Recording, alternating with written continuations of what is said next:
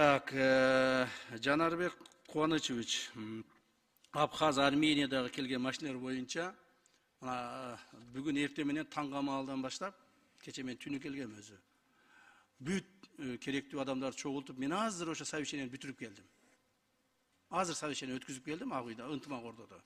Таможня, УНА, баягы милиция, дагы кимдер бар эле.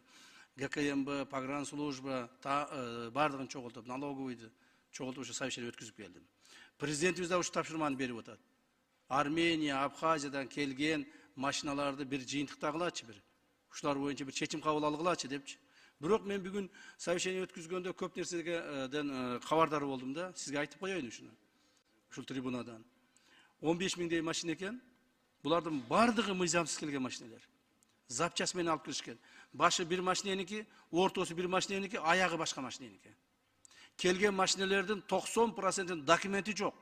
Каяктан алып келди ал машинени? Кимден алып келди? Кимдин машинеси? Такыр эме жок. Легалдаштыруу кылабыз деп биз наоборот криминалдаштыруу кылып алышыбыз мүмкүн. Так. Анан булар алып келип эле өкмөт баары бир бизге легалдаштырып берет деген максатта эле ушундай эме кылып атышат. Мен бүгүн баарына тапшырма бердим.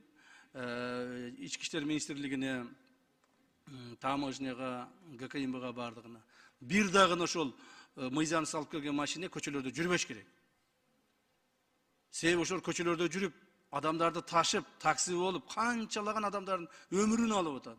Канчалаган адамдардын ден соолугуна зыян келтирип атат. Инвалид болуп калып атат. Мына бүгүн МВД отчетун берди ошол жерде, мен укканда.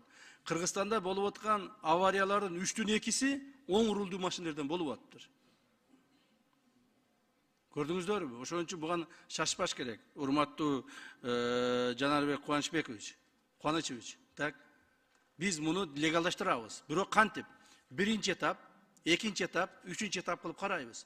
Биринчи этабында более-менее документи барларды карап чыгайлы деп атабыз. Кандай документиң бар? Көрсөтчү, алып келчи. Эч кандай документи жок, 0 документ менен мени легалдаштырып бер. Кантип сени легалдаштырабыз? Эч нерсе жок болсо, кандай кылабыз? Бул бир. Экинчиден, баягы более-менее технический состояниясы жакшыларын дагы комиссия менен карап чыгабыз. Экинчи этап менен легалдаштырабыз. Анан легалдаштырбай тургандары дагы бар.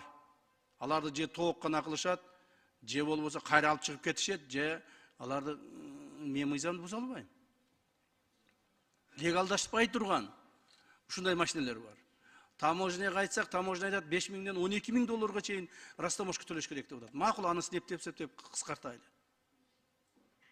Бирок болбой турган машиналарды талкаланган, сынып, эртең ичине адам түшсө, тура барып туруп эртең адамдарды майып кыла турган машиналарды биз легалдаштыра албайбыз. Муну ачык айтып коеюн. Коомчулук дагы уксун ошону.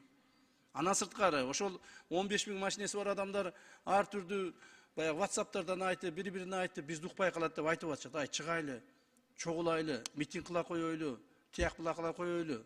Давайте давление кылайлы деп. Не думайте даже. Так. Ойлонуп көрбөгүлө дагы, ошо митинг кылабыз, тияк буяк мыйзам бузабыз деп. Өзүңөр биринчиден мыйзамды бузуп, мыйзамсыз машиналарды алып келдиңер.